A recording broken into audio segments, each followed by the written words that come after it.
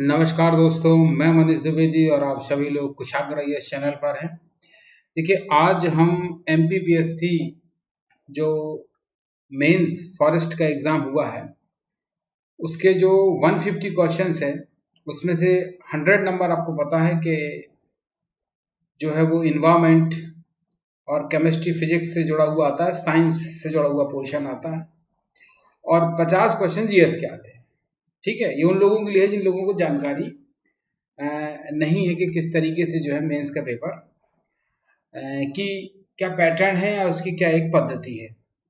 चलिए हम लोग अब स्टार्ट करते हैं। आंसर्स आपको बता रहे, एक प्रकार के मॉडल्स आंसर्स हैं ये, इस पर हम चर्चा करते हैं, देखते हैं कि इसका क्या आंसर्स आता है। चलिए, जो हम लोगों ने खोजे हैं, जो हमने निकाले हैं, चलिए स्टार्ट करते हैं। पहले क्वेश्चन की ओर बढ़ते हैं। पहला क्वेश्चन हमारा है तो मध्य प्रदेश के किस प्रसिद्ध व्यक्तित्व का संबंध ग्वालियर शहर से नहीं है। आप लोग जानते हैं कि राजा भैया पूंछवाले का संबंध था, पंडित शंकर राव का संबंध था, तानसेन का था। तो इसमें ऑप्शन हो जाएगा उस्ताद आमिर खान, इनका संबंध जो है इंदौर शहर से था। तो ये तो आप लोग जानते ही होंगे, तो इसका ऑप्शन बन जाएगा डी। दूसरा क्वेश्चन है कि अटल सुरंग किस राज्य में स्थित है। तो इसका आंसर है हिमाचल प्रदेश। आपको पता होगा कि इसका अभी ही नामकरण जो है किया गया है। चलिए थर्ड क्वेश्चन पे आते हैं। 18वें G20 शिखर सम्मेलन का मेजबान देश कौन था, कौन है। तो आपको पता है ये हमारा प्यारा भारत है। इस बार भारत को मौका मिलेगा। ठीक है, फोर्थ क्वेश्चन की ओर बढ़ते हैं। किस हिंदी शब्द को ऑक्सफोर्ड लैंग्वेजेस ने 2020 का Hindi word of the year घोषित किया है। तो आप लोग जानते हैं कि बड़ा ही प्रचलित है, आत्मनिर्भर भारत। ठीक है, यही शब्द चल रहा है, इसको प्रमोट भी किया जा रहा है हमारी सरकार के द्वारा, भारत सरकार के द्वारा। काफी प्रचलित शब्द है। अंतर्राष्ट्रीय गांधी पुरस्कार प्राप्त डॉक्टर NS धर्मशक्तु किस क्षेत्र से संबंधित है। ये देखिए, थोड़ा सा क्वेश्चन आप कह सकते हैं कि कॉम्प्लिकेटेड था। तो इसका आंसर जो है आपका सी है, कुष्ठ रोग से जो है डॉक्टर NS धर्मशक्तु संबंधित थे। राज्य विधानमंडल हेतु एक विधेयक धन विधेयक है या नहीं, इसका अंतिम रूप से निर्णय किसके द्वारा किया जाता है। देखिए, साधारणतः इसका आंसर सी होगा, राज्य विधानसभा अध्यक्ष द्वारा, क्योंकि संसद में स्पीकर करता है तो राज्य में विधानसभा का अध्यक्ष करेगा। मध्य प्रदेश के कौन से राज्यपाल लोकसभा के अध्यक्ष रहे। तो ये भी आपको पता होना चाहिए, इसका आंसर बी होगा, श्री बलराम जाखड़। हाल में ही इनकी मृत्यु हुई थी। ये 10 साल लोकसभा के लगभग स्पीकर रहे हैं, मध्य प्रदेश के राज्यपाल भी रहे। तो ये तो काफी इंपॉर्टेंट क्वेश्चन था। 73वां संविधान संशोधन अधिनियम 1992 को लागू करने हेतु मध्य प्रदेश पंचायती राज अधिनियम कब पारित किया। कई बार बच्चे गलती क्या कर रहे हैं कि मध्य प्रदेश पंचायती राज अधिनियम नहीं पढ़ रहे हैं, उसकी जगह वो देश का पंचायती राज अधिनियम सोच रहे हैं। तो वो दिसंबर 30 1992 लगा के आ रहे हैं, क्योंकि 24 अप्रैल 1993 को उनको मालूम था कि पंचायत दिवस मनाया जाता है। ये कारण डी उन्होंने बहुत लगाया है, बट इसका कारण आंसर जो है सी है, दिसंबर 30 1993, क्योंकि मध्य प्रदेश में बाद में लागू हुआ था ये। तो इसको थोड़ा सा ये कंफ्यूजन बच्चों ने किया है।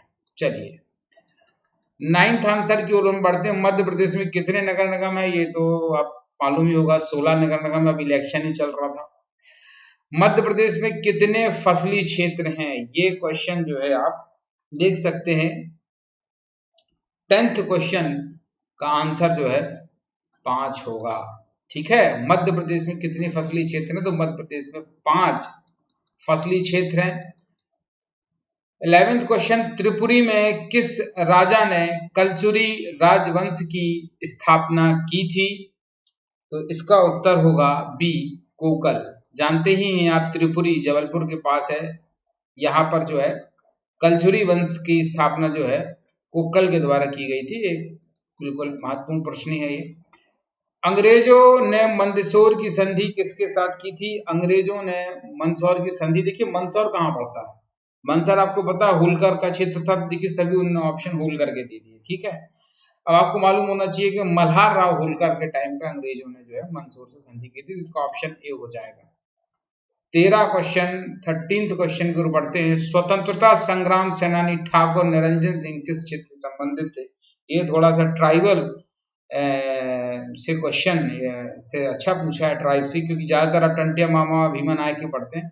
ठाकुर निरंजन सिंह को कम लोग जानते हैं, बट इनका संबंध जो है महाकौशल क्षेत्र से था। चलिए 14 क्वेश्चन की ओर बढ़ते हैं। मंदसौर अभिलेख की रचना किसने की थी? तो मंदसौर अभिलेख की रचना आपको पता होना चाहिए, वत्स भट्टी ने की थी। तो लगभग इसका आंसर अभी वत्स ही आप लेके चलें। 15th क्वेश्चन की हम बात करेंगे। भड़म नृत्य किस जनजाति संबंधित है? ये भारिया जनजाति संबंधित है, आप लोगों ने पढ़ा ही होगा, ये कोई इसमें तकलीफ नहीं थी। अर्धचालक होते हैं, ये एक थोड़ा सा कॉम्प्लिकेटेड क्वेश्चन था जिसमें गलती है। देखिए अर्धचालक आप लोग जानते हैं कि सेमीकंडक्टर्स है ना, सिलिकॉन चिप आप जानते हैं, कुछ मिश्र धातुओं में मिला के सेमीकंडक्टर बनाया जाता है। तो आप जानते हैं कि वो एक ऐसे तत्व होते हैं जो कुचालक होते हैं, लेकिन जब उनमें कुछ मिश्र धातुएं मिलाई जाती हैं तो वो विद्युत के सुचालक हो जाते हैं। तो ये तात्विक या मिश्रण दोनों की गुण रखते हैं, तो इसका आंसर सी बनेगा, अर्धचालक तात्विक या मिश्रण। 17वां क्वेश्चन है कि यूएसबी पोर्ट के उपयोग से कितनी परिधियां उपकरणों को जोड़ सकती हैं? ये एक फैक्चुअल प्रश्न था, तो ये आपको पता होना चाहिए 127।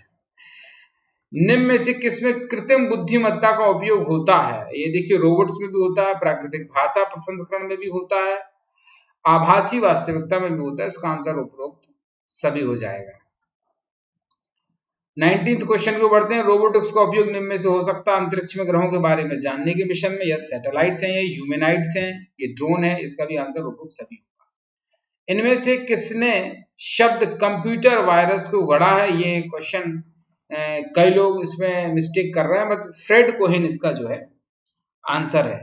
ठीक है, कंप्यूटर वायरस का कंप्यूटर यदि अच्छे से कवर किया होगा तो बनेगा ये।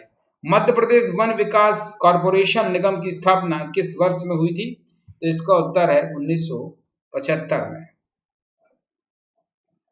22वां क्वेश्चन कूट का है, ये जिसको कूट पता होंगे मिल जाएगा। देखिए मोह पानी, ये सब कूट आपको इसमें मिलाना है, तो इसका आंसर मैं सीधा बता देता हूँ, सी है। अब आप इसको मिला लीजिए, सी है। इसका मतलब ए का 2 शाहपुर तवा घाटी में है, बी का 4 मोह पानी सतपुड़ा में है, सी का 1 पैंच घाटी में है, और हिंग देवी आप लोग जानते ही हैं कि ये कान्हन घाटी में है। तो इस तरीके से कूट का आंसर आपका सी बन जाएगा।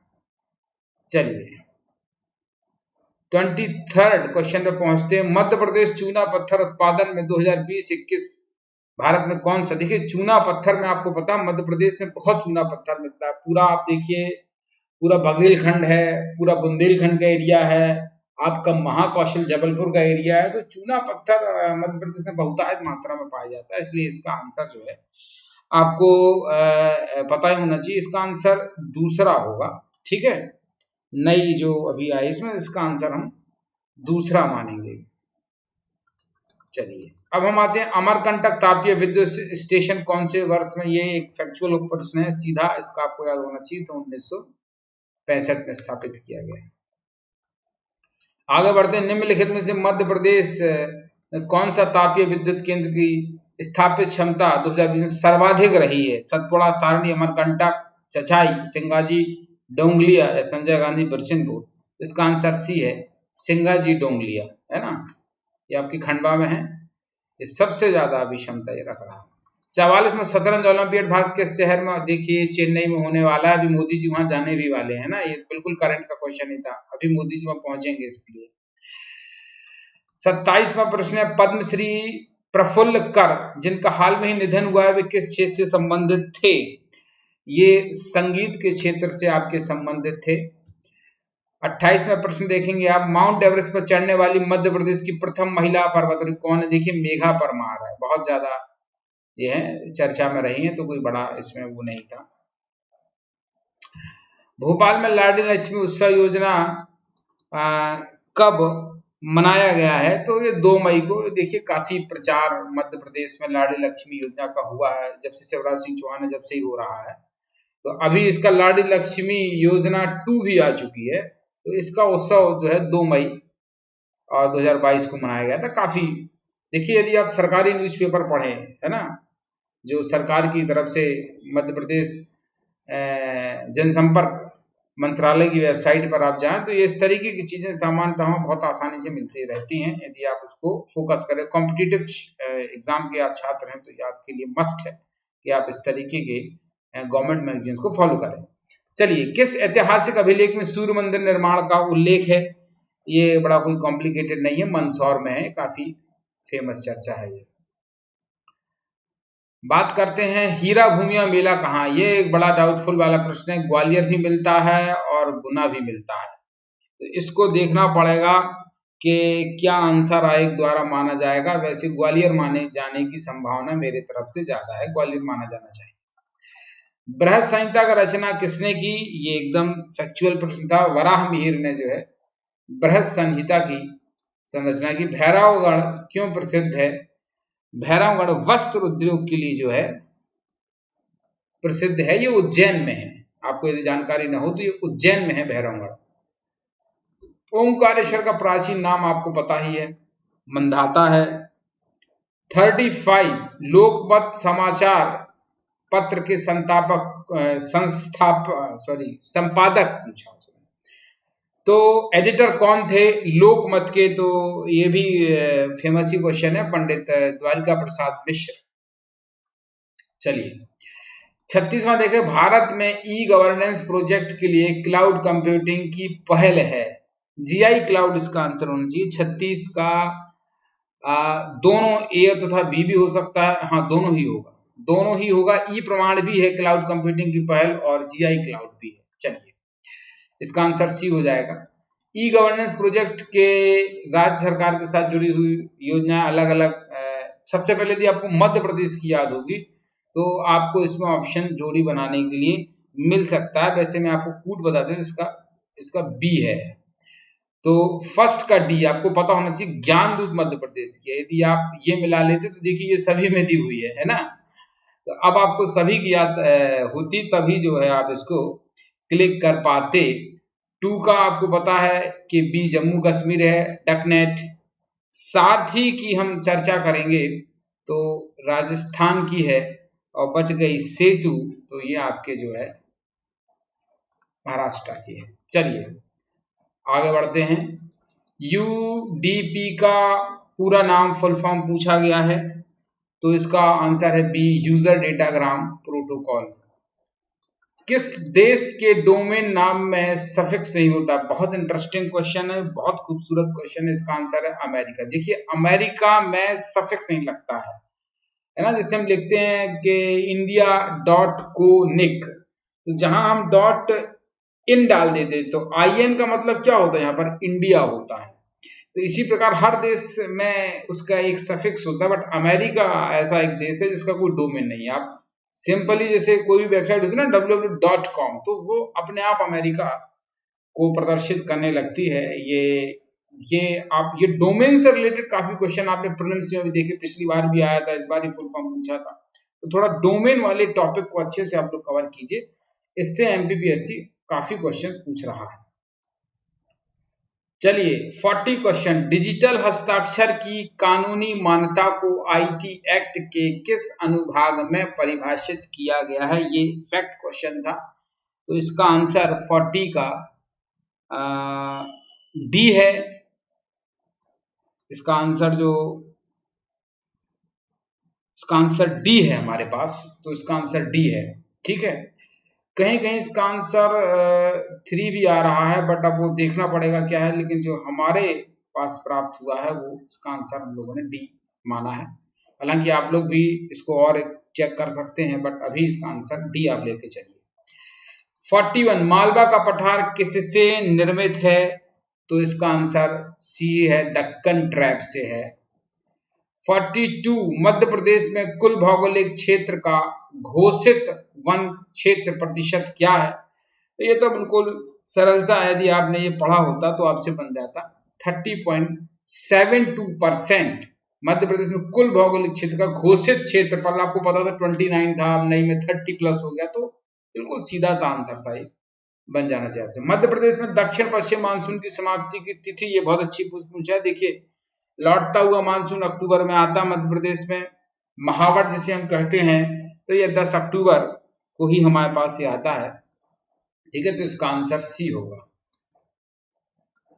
चलिए 40 क्वेश्चन 44 कहता है निम्नलिखित में से मध्य प्रदेश में कौन सी एक समताप रेखा कर्क रेखा के समानांतर है? तो कर्क रेखा के समानांतर जो है वो 20 डिग्री सी समताप रेखा है, और कुछ इसका आंसर डी भी बता रहा है 18 डिग्री सी तापमान रेखा। ठीक है, तो ये थोड़ा सा देख लें, बाकी मेरे हिसाब से इसका आंसर 20 डिग्री सेल्सियस समताप रेखा होना चाहिए। चलिए 45 में आपको ये जोड़ी मिलाना है, इस जोड़ी में आपको मैं कूट दिए देता हूं पहले। 45 का ए हो जाएगा, ये पता होना चाहिए। जैसे नौरादेही सागर है, राता पानी रायसेन है, फेमस ही है, बहुत ज्यादा पता ही है। करेरा शिवपुरी है, बगदारा सीधी है ना, तो ये साधारण सही था। 46 पर पहुंचते हैं। कोयला उत्पादन में मध्य प्रदेश का भारत में कौन सा स्थान है? आप जानते हैं कि प्रथम पर तो झारखंड है, पर उड़ीसा है, तो हमारा इसमें स्थान 46 तीसरा है, तो इसका आंसर सी हो जाएगा। चलिए 47 निम्नलिखित में से किस जिले में कपास का सर्वाधिक उत्पादन होता है? तो ये आंसर आपको पता होना चाहिए था, ये खरगोन में होता है। मध्य प्रदेश पर नई औद्योगिक नीति किस वर्ष घोषित की गई है? फैक्चुअल प्रश्न है, 2014 में की गई है।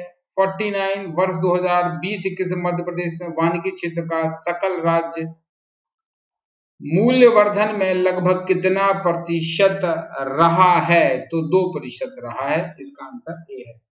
मध्य प्रदेश में वर्ष 2021-22 में अग्रिम अनुमानों के आधार पर सकल राज्य मूल्यवर्धन में किस क्षेत्र का योगदान सर्वाधिक रहा है? उसने पूछा है कि सकल राज्य मूल्यवर्धन में किस क्षेत्र का, प्राथमिक द्वितीयक। देखिए मध्य प्रदेश आपको पता है कि कृषि कर्मण अवार्ड लगभग 5 बार जीत चुका है। हम एग्रीकल्चर, हमारी जो पूरी आर्थिक व्यवस्था है वो एग्रीकल्चर पर बेस्ड है, हमारी इंडस्ट्रीज नहीं है। तो जब भी कभी इस तरीके का क्वेश्चन आए कि हमारी जीडीपी कैसे बढ़ रही है, सकल घरेलू उत्पाद में किसका, तो प्राथमिकी क्षेत्र ही लगाएं। ठीक है, प्राथमिक क्षेत्र में आपका एनिमल हस्बेंड्री भी आ जाता है, पशुपालन भी आ जाता है, तो हमारी इंडस्ट्रीज नहीं है और सर्विस सेक्टर भी उतना है नहीं है। तो कुल मिला के हमारा आंसर, यदि आप नॉर्मल कैलकुलेटिव तरीके से भी जाते तो भी इसका आंसर आपको समझ आ जाता है, क्योंकि एग्रीकल्चर बेस्ड है हम लोग, है ना, तो इसका आंसर प्राथमिक क्षेत्र ए ऑप्शन होगा। अगले पार्ट में हम बाकी के 100 क्वेश्चंस करेंगे। तब तक के लिए नमस्कार, धन्यवाद, थैंक यू।